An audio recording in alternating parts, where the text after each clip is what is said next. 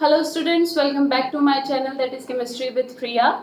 So students, today in this video we are going to talk about a new topic of the chapter solution and that is Raoult's law. तो जो आज की हमारी video है बेटा, उस video में हम लोग सॉल्यूशन चैप्टर का एक इम्पॉर्टेंट टॉपिक लेने वाले हैं और वो टॉपिक हमारा कौन सा है, राउल्ट्स लॉ। ठीक है। सो वीडियो को स्टार्ट करने से पहले मैं एक चीज बता दूंगी बेटा कि इस वीडियो में मैं कहीं पे भी कुछ भी एक्स्ट्रा कुछ नहीं बोलने वाली हूँ, तो स्किप करके वीडियो मत देखिएगा। जितनी भी ये वीडियो होगी उसमें इम्पॉर्टेंट चीजें ही बोली जाएंगी, तो बिल्कुल भी स्किप करके ये वीडियो मत देखिएगा।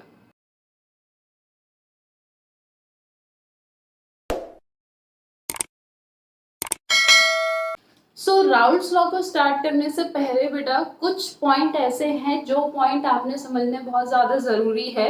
तो राउल्ट्स लॉ स्टार्ट करने से पहले हम कुछ मेन पॉइंट समझेंगे, जिससे राउल्ट्स लॉ को समझना हमारे लिए बहुत ज़्यादा क्या हो जाएगा, ईजी हो जाएगा। ठीक है। सो फर्स्टली हम will talk about vapour pressure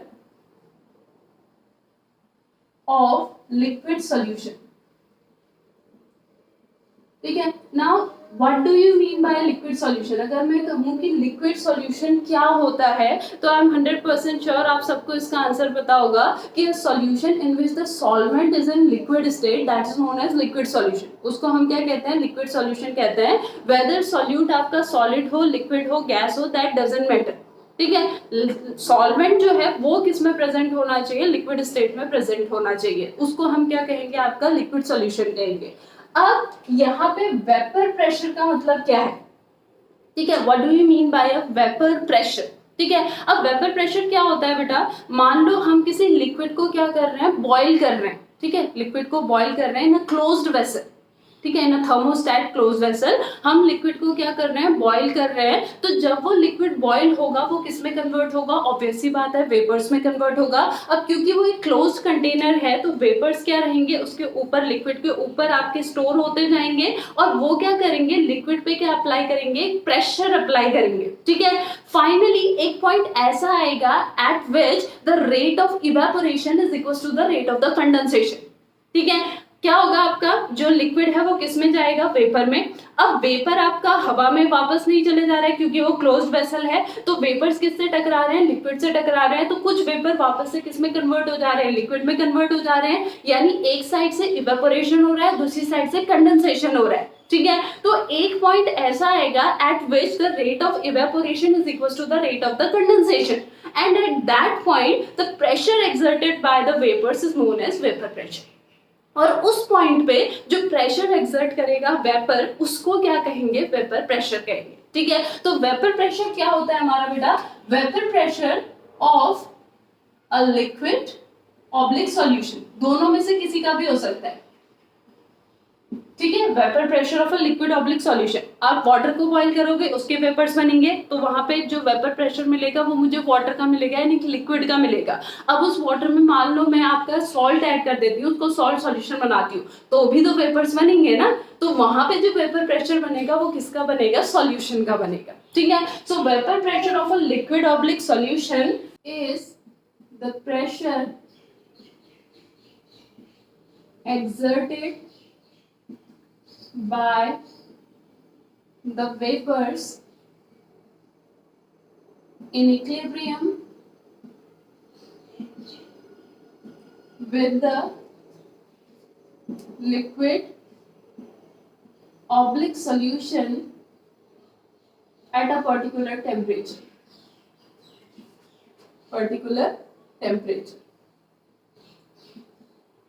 ठीक है। सो वेपर प्रेशर क्या है, vapour pressure of any liquid oblique solution, चाहे लिक्विड का बोलो चाहे सॉल्यूशन का बोलो, वो क्या है, pressure exerted by the vapours.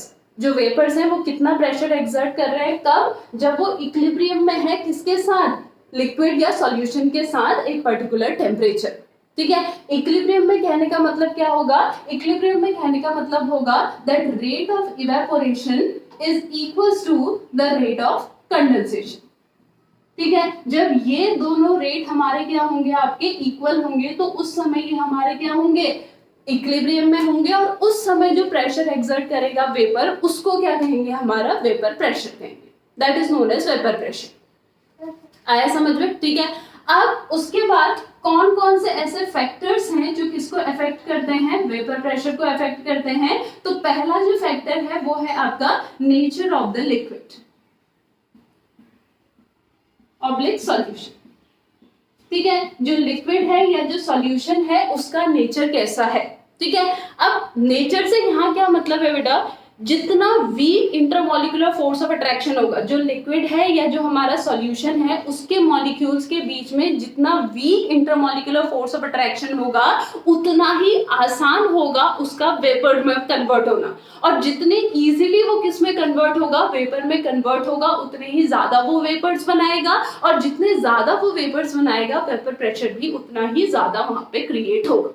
ठीक है, यानी कि अगर इंटरमॉलिक्यूलर फोर्स ऑफ अट्रैक्शन क्या हुआ, वीक हुआ, तो इंटरमॉलिक्यूलर फोर्स ऑफ अट्रैक्शन के वीक होने से वेपर प्रेशर क्या हो जाएगा, इंक्रीज हो जाएगा। And because of this reason अगर हम क्या करें, डाई इथाइल ईथर, ठीक है, और इथाइल अल्कोहल, इन दोनों के अगर वेपर प्रेशर को क्या करें, कोरिलेट करें, तो क्योंकि डाइइथाइल ईथर में जो इंटरमॉलिक्यूलर फोर्स ऑफ अट्रैक्शन होता है वो वीक होता है, तो इसके केस में जो वेपर प्रेशर होता है वो ज्यादा होता है किसके कंपैरिजन में, इथाइल अल्कोहल के कंपैरेटिवली। ठीक है, so because of weak intermolecular force of attraction in diethyl ether जो वेपर प्रेशर होता है वो ज्यादा होता है as comparatively to the ethyl alcohol. That is the nature of the liquid and solution। यानी दोनों के दोनों क्या है, वॉलेटाइल लिक्विड हैं, दोनों के दोनों वेपर्स बना सकते हैं, लेकिन एक में intermolecular force of attraction weak है तो उसका वेपर प्रेशर ज्यादा है, दूसरे में intermolecular force of attraction strong है तो उसका वेपर प्रेशर क्या है, कम है। ठीक है, क्लियर। अब दूसरा जो यहाँ पे फैक्टर इफेक्ट करता है वो कौन सा फैक्टर है हमारा बेटा, टेम्परेचर। ठीक है, अब टेम्परेचर क्या होगा, जैसे जैसे टेम्परेचर बढ़ेगा वैसे वैसे मॉलिक्यूल्स की काइनेटिक एनर्जी बढ़ेगी। काइनेटिक एनर्जी के बढ़ने की वजह से क्या होगा, जो उनके बीच में फोर्स ऑफ अट्रैक्शन होगा वो क्या होगा, टूटेगा। फोर्स ऑफ अट्रैक्शन के टूटने की वजह से वो किस में कन्वर्ट होंगे, वेपर्स में कन्वर्ट होंगे, और वेपर्स में कन्वर्ट होने की उससे वेपर प्रेशर क्या होगा, इंक्रीज होगा। यानी कि अगर आप टेम्परेचर को क्या करेंगे, इंक्रीज करेंगे, तो वेपर प्रेशर भी क्या होगा, इंक्रीज होगा।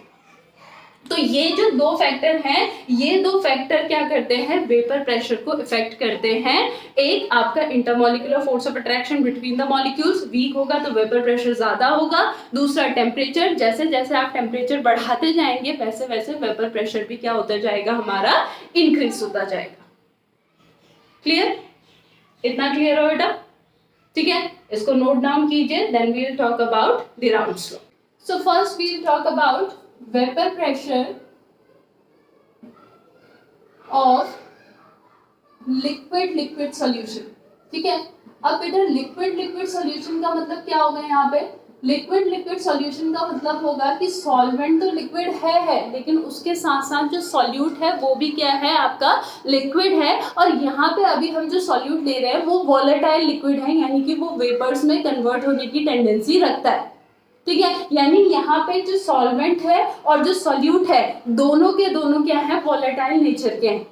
और इसके केस में जो राउल्स लॉ हम पढ़ेंगे वो पढ़ेंगे Raoult's law for volatile solute.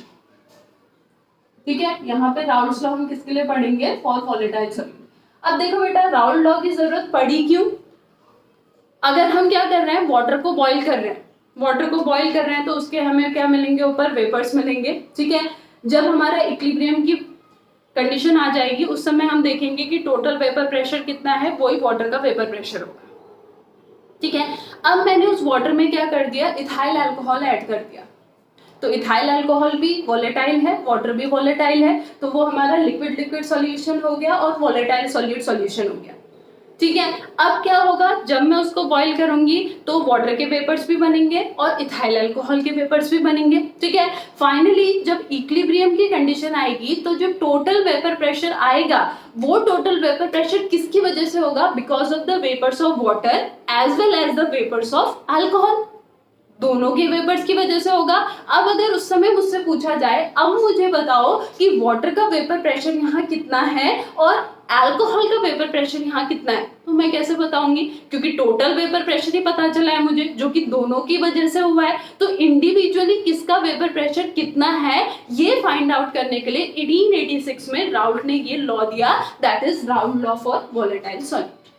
और इसके अकॉर्डिंग क्या था कि अगर कोई ऐसी कंडीशन होती है जिसमें सॉल्यूट और सॉल्वेंट दोनों के दोनों हमारे क्या हैं, वोलेटाइल है, तो उसके केस में क्या होगा, इन दैट सॉल्यूशन, ठीक है, उस सॉल्यूशन में क्या होगा, the vapour pressure of a component, the vapour pressure of a component at a particular temperature. Temperature का तो बहुत बड़ा रोल है यहाँ पे, क्योंकि हमने अभी पढ़ा टेम्परेचर बढ़ेगा तो वेपर प्रेशर बढ़ेगा, तो जैसे जैसे टेम्परेचर चेंज करते जाएंगे वेपर प्रेशर भी चेंज होता जाएगा, ठीक है। So the vapour pressure of a component at a particular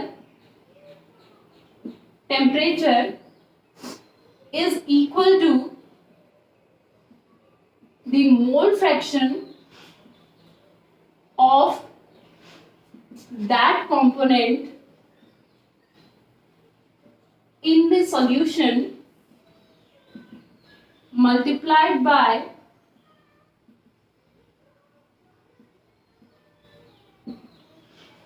vapor pressure of that component in pure state, in pure state,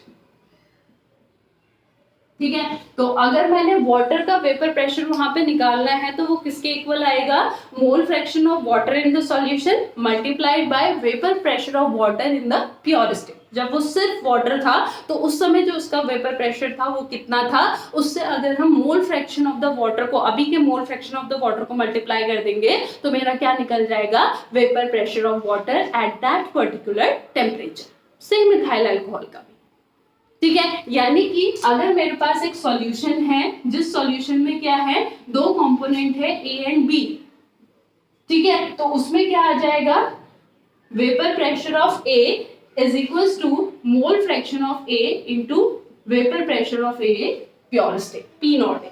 so P A is equals to जाई A into P not A and P B is equals to क्या आ जाएगा, xi B into P nought B, ठीक है। और total pressure क्या आ जाएगा, P A plus P B. Total pressure हमारा क्या आ जाएगा, P A plus P B. P A is the partial pressure of A, P B is the partial pressure. Partial pressure क्यों कहा, क्योंकि ये जो है वो आधा प्रेशर है, टोटल तो वेपर प्रेशर है ना, उसमें ए की वजह से जो प्रेशर है that is partial pressure of A and B की वजह से जो प्रेशर है that is partial pressure of B. So partial pressure of A is equal to mole fraction of A into vapour pressure of A at pure state and partial pressure of B is equal to mole fraction of B into pressure of vapor pressure of B in the pure state, ठीक है। ये है हमारा Raoult's law for volatile solute.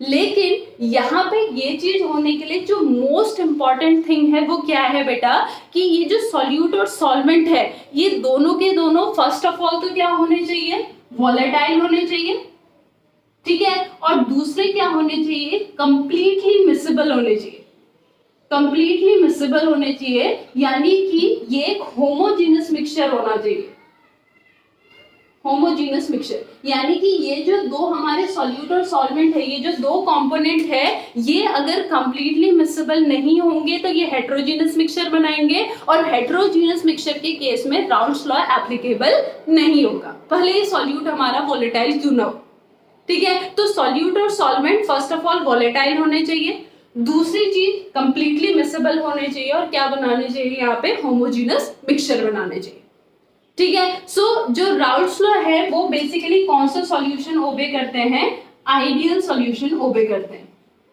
ठीक है। जो solution हमारे क्या होते हैं, आइडियल होते हैं, वो सॉल्यूशन हमारे क्या ओबे करते हैं, राउल्ट्स लॉ को ओबे करते हैं। और ये जो आइडियल सॉल्यूशन हमें पता है ये मिलने बहुत रेयर होते हैं, लेकिन कुछ इसके एग्जांपल्स हैं like hexane, heptane and chlorobenzene, bromobenzene, benzene and toluene. तो ये कुछ इसके एग्जाम्पल हैं जो कि Raoult's law for volatile solute को क्या करते हैं, फॉलो करते हैं, ठीक है। अब अगर आप इसका क्या बनाएंगे, ग्राफ बनाएंगे बेटा, ठीक है, ग्राफ बनाएंगे तो मान लो यहाँ पे ए कंपोनेंट क्या है 1 है और बी कंपोनेंट क्या है 0 है, ठीक है। तो इसके केस में यहाँ पे जो प्रेशर आएगा वो क्या आएगा पी नॉट ए, सिर्फ और सिर्फ किसकी वजह से, ए की वजह से।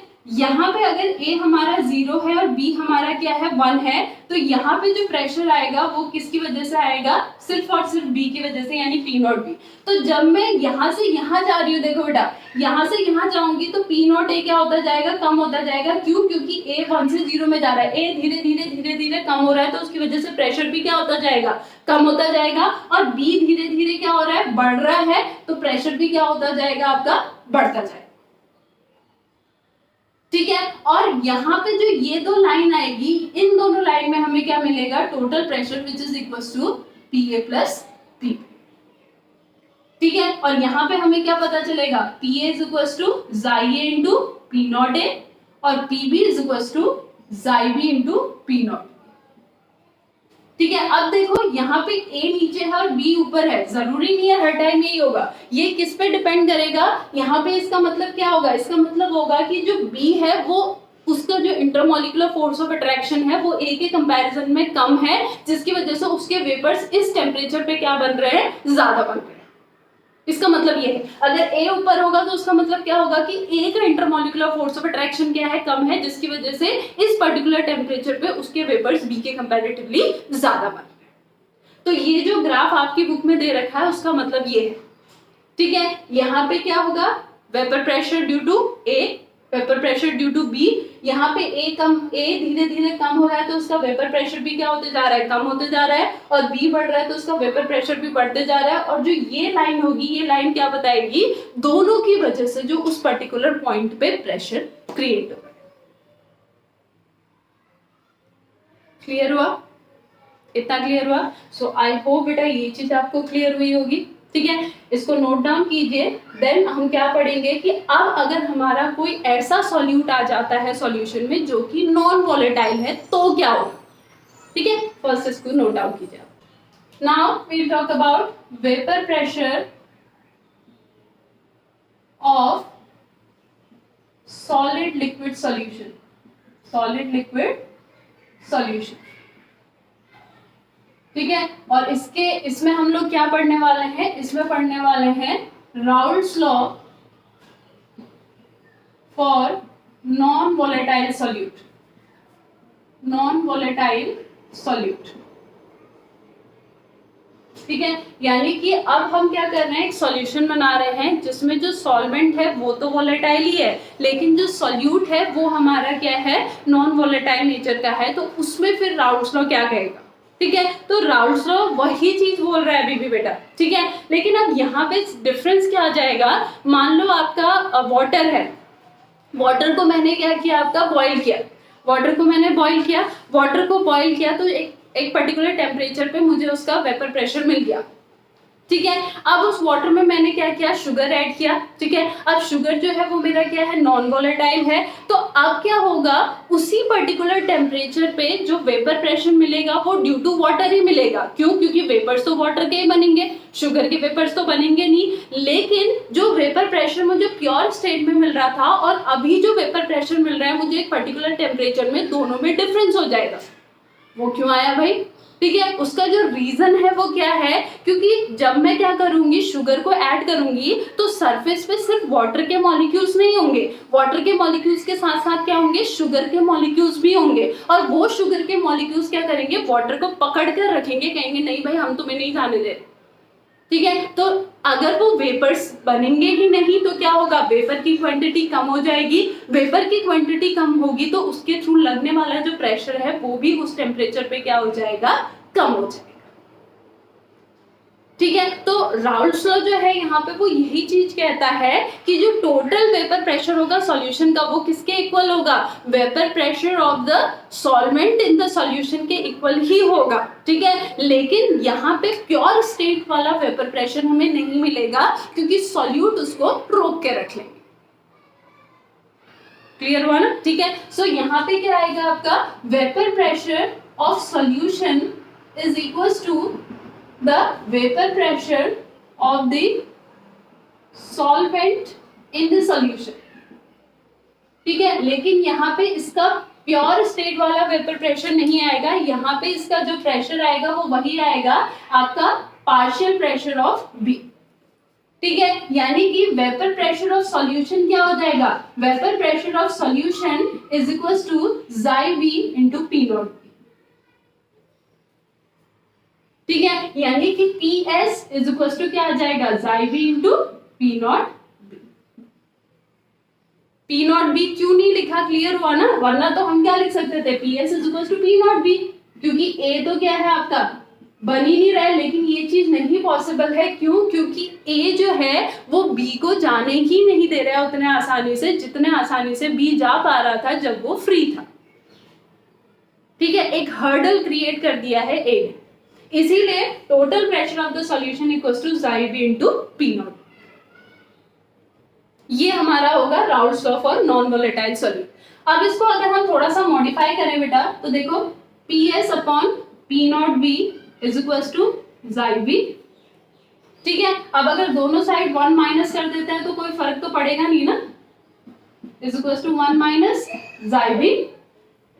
ठीक है, अब इसको हम क्या लिख सकते हैं, P nought B minus PS upon P nought B is equals to, अब इस xi v को हम क्या लिख सकते हैं यहाँ पे बेटा, xi v को हम लिख सकते हैं NB upon Na plus NB, यही तो हुआ ना मोल फ्रैक्शन।